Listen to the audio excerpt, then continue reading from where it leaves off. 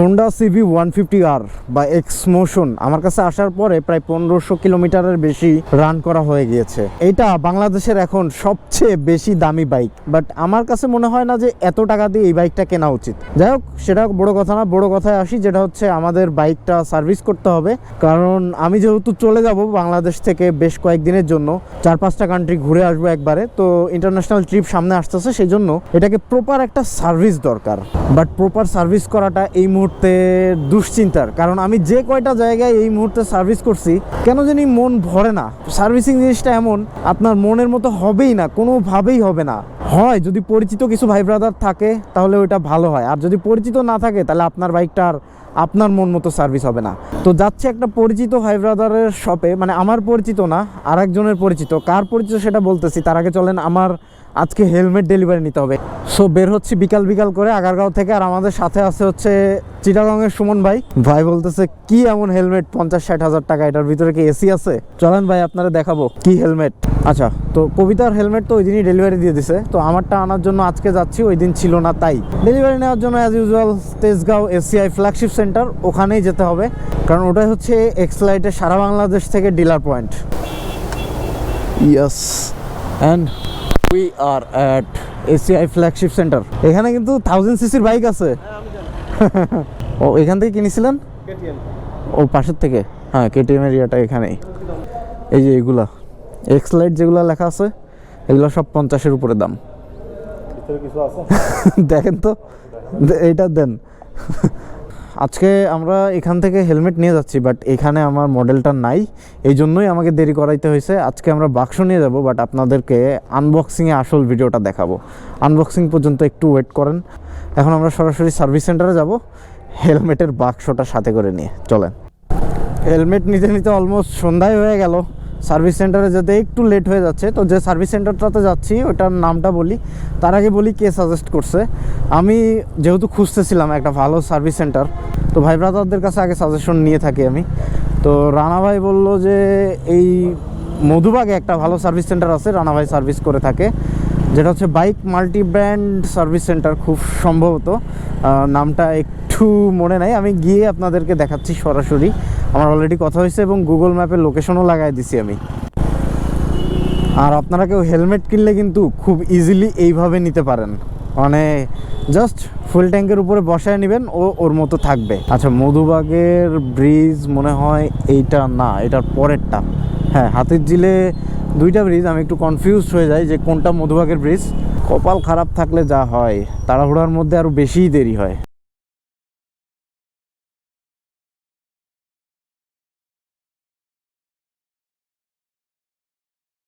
মধুবাগে ঢুকে গেছি, অনেক কষ্টে একটা ভুলের কারণে পুরা আধা ঘন্টা বা 45 মিনিটের বেশি আমার সময় নষ্ট হয়েছে। এখানে তো বাইকের অনেকগুলা দোকান, বাইক মাল্টি ব্র্যান্ড ওয়ার্কশপ পেয়ে গেছি। হ্যাঁ, অনেক কষ্টে পেয়ে গেছি। আচ্ছা ভাই, নামে একটু হেলমেটটা ধরবেন।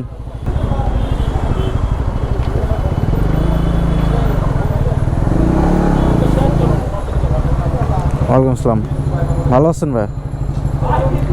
জ্যাম পার করে নিজের ভুলের কারণে অনেক দেরি করে বাইক মাল্টিব্র্যান্ড ওয়ার্কশপে পৌঁছে গেছে। আসলে এটা শপের নেম হচ্ছে বাইক মাল্টিব্র্যান্ড ওয়ার্কশপ, এটা ভুলে যাচ্ছিলাম বারবার। যাই হোক, এখানে এসে দেখা হয়ে গেছে সোহেল ভাইয়ের সাথে, আর রানা ভাই আমাকে সোহেল ভাইকে সাজেস্ট করছে আর কি। রানা ভাই আমাদের এখানে তো রেগুলারই আসে। আচ্ছা, যত গাড়ি ছিল আমরা কাজ করে থাকি, যত ক্রিটিক্যাল সমস্যা থাকলে আমাদের কাছে। আচ্ছা হ্যাঁ, এই জন্যই রানা ভাই আমাকে সাজেস্ট করলো।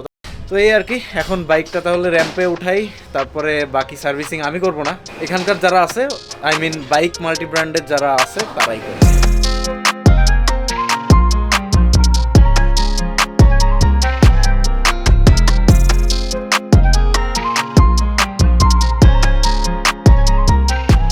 আচ্ছা, এই হচ্ছে এয়ার ফিল্টারের অবস্থা, একটু ময়লা বেশি হয়ে গেছে, এটা এখন চেঞ্জ করে নিব। যদি আমার আরেকটু আগে এটা করা উচিত ছিল, 1500 কিলোমিটার চালানোর আগে আমার এই বাঞ্ছনীয় সার্ভিসটা দেওয়া দরকার ছিল। যাই হোক, কি আর করার, ব্যস্ততার মাঝে দেওয়া হয় নাই, এখন আস্তে আস্তে পুরোটা কমপ্লিট করেই ফেলি।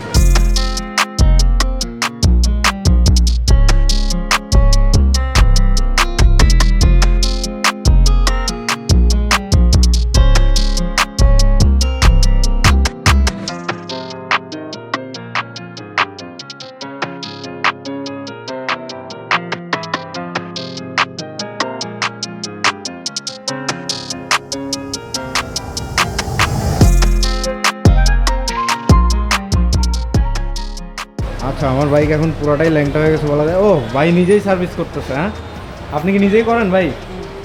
আচ্ছা, এই হচ্ছে তাহলে রহস্য। হ্যাঁ, রহস্যটা আসলে এখানেই মনে হয়েছে, মানে মালিক যেখানে হাত দিয়ে কাজ করতেছে সেখানে কর্মচারী কাজে ফাঁকি দেওয়ার কোনো অপশন নাই। এবং এখানে অত্যাধুনিক যন্ত্রপাতিও আমি দেখলাম, ভালোই নাট খোলার মেশিন থেকে শুরু করে এফআই ক্লিনার, এবং এই সার্ভিস সেন্টারে আপনারা ইঞ্জিন অয়েল থেকে শুরু করে স্পেয়ার পার্টস সব কিছু এখানে পাবেন। তাই আমার এয়ার ফিল্টার নষ্ট হয়ে গেছে, আমি প্রস্তুতি নিয়ে আসি না আমার এয়ার ফিল্টার কিনবো, বাট তারা ওইটা ম্যানেজ করে দিচ্ছে, এয়ার ফিল্টারটা রিপ্লেস করতে পারতেছি। আমার যে ফুয়েল পাম্পটা আছে এটার যে ফিল্টারটা, এটা পুরো ময়লা হয়ে গেছে, এটাকে ক্লিন করতে হবে সুন্দর করে, টোটাল বডিটাও ক্লিন করতে হবে। আর এফআই ক্লিনও এই সাইডে চলতেছে। সব মিলিয়ে বাইকটা এখন মাখন হয়ে যাবে, একটা ওয়াশ দিলেই bike just ready to go.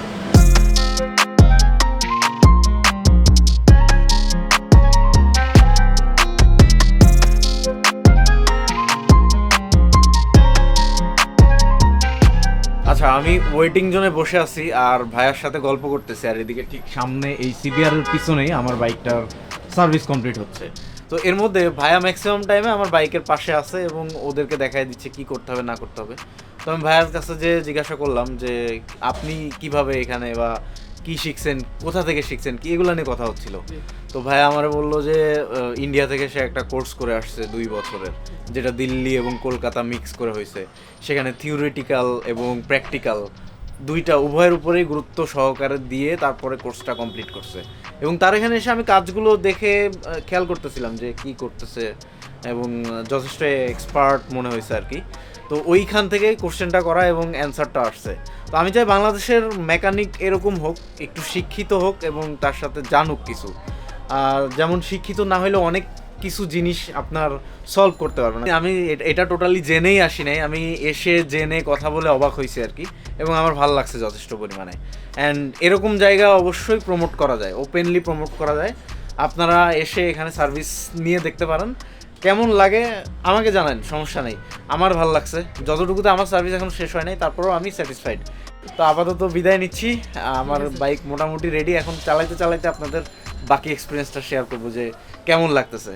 আচ্ছা, বাইরে ফোকাস করে আছে, আমার করে নাই, ব্যাপার না, আমার কথা তো শুনছেন, প্যারা নাই। চলেন দেখি বাইকের টেস্ট রাইড দিয়ে দেখি কি অবস্থা। Let's go.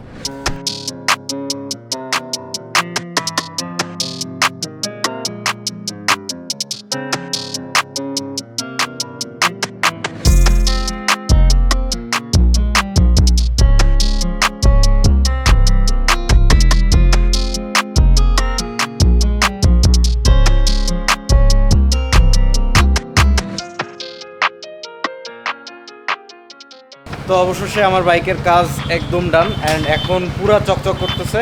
আর সোহেল ভাই নিজে হচ্ছে টেস্ট রাইড দিয়ে আসলো। ভাই কি বুঝলেন? বাইক আগে থেকে অনেক ফ্রি হয়েছে, এখন গাড়ি প্রপারলি মেনটেন আছে এবং চালায় অনেক স্মুথ। আচ্ছা, এখন ভাই চালাইছে, আমি এখনো চালাই নাই। সো ফার্স্ট রাইডটা আমি দেই এবং আপনাদের মাঝে শেয়ার করি, আর ভাইয়াদেরকে বিদায় দিয়ে দিই। ভাই আল্লাহ হাফেজ। স্টার্ট দেই একটু। ও, সাউন্ড শুনলেই একদম জোস, সব দিকে চকচক করতেছে, একদম পুরা চকচক। এটা নিয়ে এখন একটা ফটোশ্যুট করতে হবে আর কি। যাই হোক, বেরোই আর টেস্ট রাইড দেই। হেলমেট এটা সামনে রাখতে হবে, রেখে দেন আমার এটার উপরে উঠতে হবে। কিচ্ছু করার নাই।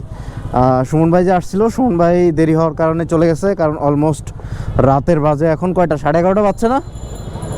11:30 বাজে গেছে। ঠিক আছে ভাই, আল্লাহ হাফেজ। আচ্ছা, হাতিঝিলে আসি, স্মুথলি টান দেওয়া যাবে, বাট এই হেলমেটের কারণে আপনারা ইনস্ট্রুমেন্ট কনসোলটা দেখতে পাচ্ছেন না। ব্যাপার না, আমি রাইড করে আপনাদেরকে একটা আইডিয়া দিয়ে দিচ্ছি। সার্ভিস করলে বাইক স্মুথ হয়, বাট এটা ভালোই স্মুথ হয়েছে। ও মাই গড, সেই সেই ফিল পাচ্ছি অনেক দিন পর। মনে হচ্ছে এই টাইমে একসাথে যদি ইঞ্জিন অয়েলটাও চেঞ্জ করতে পারতাম, একদম বাটার স্মুথ হয়ে যাইতো। নতুন ইঞ্জিন অয়েলের ফিল সাথে সার্ভিস করানোর পরে নতুন ফিল পাইতাম, একদম পিওর নতুন ফিল পাইতাম। এটা বোঝা যাচ্ছে যেখানে সার্ভিসটা বেশ জোস হয়েছে। এবং তত্ত্বাবধানটা দেখতে হবে না যে কার তত্ত্বাবধানে সার্ভিসটা হয়েছে। এখানকার যারা ওনার, তারা নিজেরা থেকে দেখে শুনে সুন্দর করে সার্ভিসটা কমপ্লিট করে থাকে, এবং ওনার নিজে সার্ভিস জানে এবং ওয়েল ট্রেন্ড, এই আর কি। সো আজকের ভিডিও আর বড় না করি, ডেসক্রিপশনে দেওয়া আছে তাদের ওয়েবসাইট নাই, তাদের হচ্ছে ফেসবুক পেজ এবং লোকেশন দুইটাই আমার এই ভিডিও ডেসক্রিপশনে পাবেন। সো সবাই ভালো থাকেন, সুস্থ থাকেন। আর ট্যুরের প্রিপারেশন নিতে নিতে আমি শেষ। কি পরিমাণ যে খরচ হচ্ছে, কি পরিমাণ যে পরিশ্রম হচ্ছে, সেটা আসলে আমি নিজেই টের পাচ্ছি। যাই হোক, আল্লাহ হাফেজ, আসসালামু আলাইকুম। রাত বাজে 11:30।